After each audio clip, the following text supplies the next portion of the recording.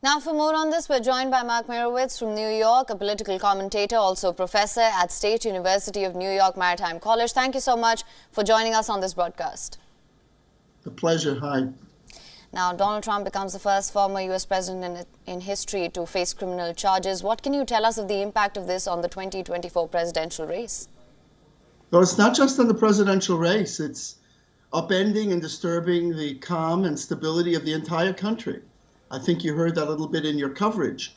And an unnecessary and inappropriate interference with American politics, American law, and honestly, a complete disaster from every direction, and totally inappropriate from the legal point of view, in my humble opinion.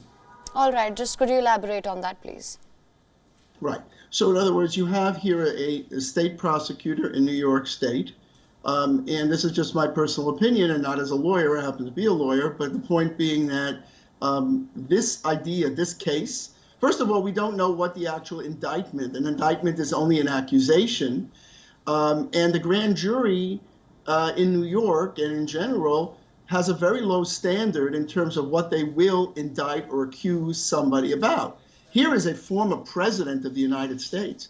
And I think many legal scholars believe, and the Wall Street Journal stated this very clearly, that if you're going to indict or accuse a former president, you better have a very, very strong and powerful case. And this is not a strong and powerful case, if in fact we understand or are going to know what it is about. It's still sealed. We don't know what it's about. But apparently it attempts to link up this hush money that was paid to Stormy Daniels to a federal campaign violation. But in fact, the Justice Department passed on this. They didn't pursue it.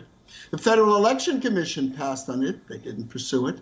So it's highly controversial, even from the legal point of view. And the idea is that what is this really about? That this really is about a targeting by the district attorney. And again, my personal opinion, I don't know the indictment. I don't know what it all says.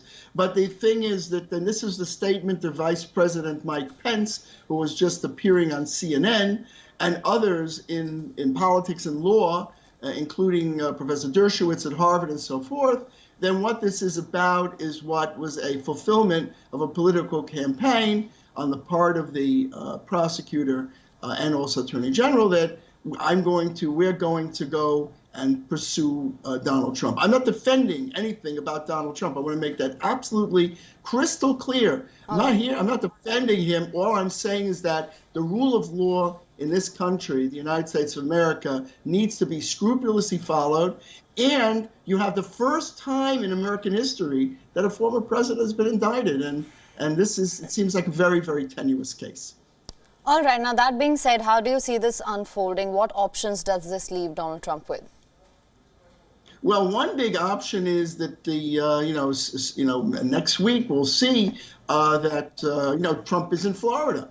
And now, in order for Trump would have to come to New York, if he doesn't want to come to New York, if I understand it, Governor DeSantis has said of Florida that he is not going to extradite Trump. In other words, New York would request that Trump be brought to New York for arraignment for this arrest procedure.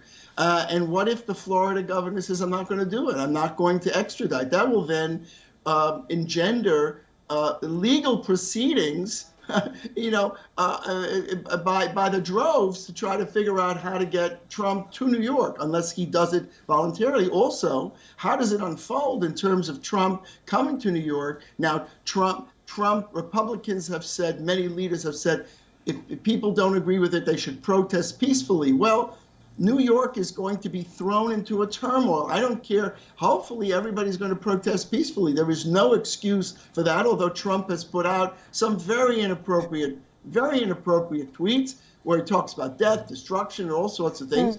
And all Republican leaders are condemning that, and it should be condemned. It's inappropriate. But if you're going to have New York's stability, quiet, calm, unraveled, and that just isn't legitimate. By the way, in New York, we have a real big crime problem. And the problem is that our district attorney, this gentleman here, has been, this is bail reform. What he's been doing is turning felonies into misdemeanors, right? You're downgrading accusations. Here you've got the former president of the United States, and they're flipping a misdemeanor, which is a lower level crime, into a felony.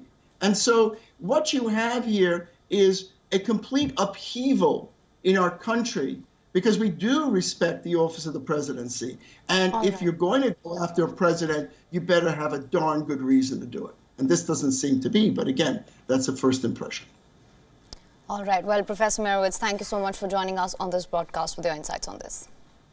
Thank you very, very much. WION is now available in your country. Download the app now. Get all the news on the move.